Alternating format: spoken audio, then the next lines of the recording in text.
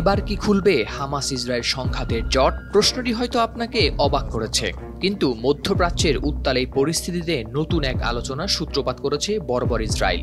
মিশরের মধ্যস্থতায় হামাসের কাছে একটি যুদ্ধবিরতি চুক্তির খসড়া পাঠিয়েছে তারা। চুক্তির মূল প্রস্তাবনায় রয়েছে বাকি ১০০ জিম্মি মুক্তির কথা।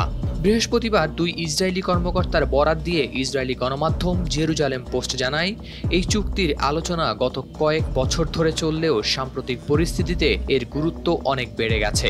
সাম্প্রতিক ভূরাজনৈতিক পট পরিবর্তনের ফায়দা নিয়ে নিজেদের সুবিধাকে অগ্রাধিকার দিয়েই এই চুক্তি হামাসের কাছে উপস্থাপন করেছে ইসরায়েল, এমনটাই বলেছেন বিশ্লেষকরা। তবে এখনও জানা যায়নি চুক্তির বিস্তারিত। অক্টোবর মাসে হামাস নেতা ইয়াহিয়া সিনওয়ারকে হত্যা, লেবাননে হিজবুল্লাহর সঙ্গে যুদ্ধবিরতি ও জানুয়ারিতে নতুন মার্কিন প্রেসিডেন্ট ডোনাল্ড ট্রাম্পের অভিষেক, সব মিলিয়ে পরিস্থিতি হামাসের অনুকূলে নেই বললেই চলে।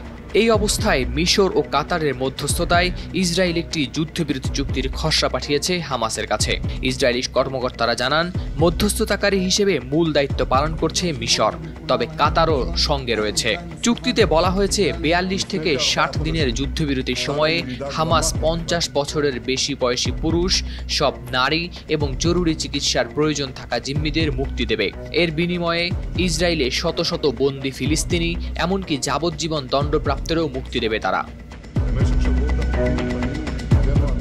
কাতার প্রথমে মধ্যস্থতা থেকে সরে দাঁড়ালেও এখন তারাও পুনরায় আগ্রহী হয়েছে আলোচনায়। ইসরায়েলি প্রধানমন্ত্রী নেতানিয়াহুর নেতৃত্বে বৈঠকে চুক্তির শর্ত চূড়ান্ত করা হয় এবং তা মিশরীয় গোয়েন্দা বিভাগের মাধ্যমে হামাসের কাছে পৌঁছায়। বিশ্লেষকদের মতে ইসরায়েলের পক্ষপাত থাকা সত্ত্বেও এই চুক্তি হামাস মেনে নিতে পারে।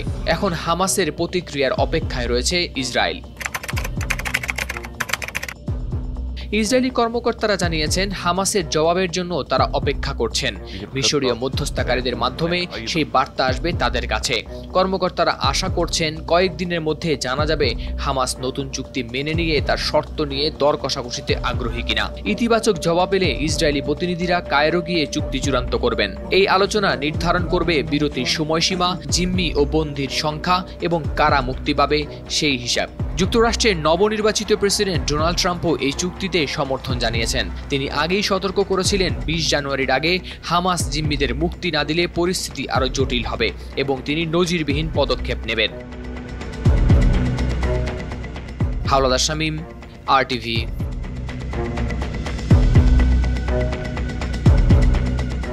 هذه الخطة سيكون هناك أيضا إعلان عن طرح